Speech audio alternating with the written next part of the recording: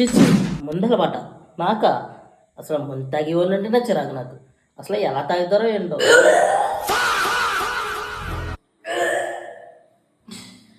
మామ ఏం సరిపోలేదు, ఇంకో 2 బీర్లు తెప్పించరా. ఏంటి మీ ఇంట్లో జాబ్ లేదని నేను తిరుగుతున్నారా? మా ఇంట్లో నన్ను ఏమంటారు తెలుసా? చాలా లక్కీ నేను. సిగ్గు శరం ఇంకా అన్నీ వదిలేశారు. నీతో చదువుకున్న వాళ్ళు పెళ్ళి పిల్లలు కూడా పుట్టేశారు. ఆడపిల్లలు రైనా నీకన్నా ఉద్యోగాలు చేస్తున్నారు. నువ్వు ఉన్నావు 3 పూట్ల తిన్నాం తప్ప. నీకు అసలు ఆ తిండేలా ఎక్కుతుందిరా. ఏంటి నీ ఫ్రెండ్స్ 1000 రూపాయలు తీసుకుని మళ్ళీ రిటర్న్ అవ్వరా?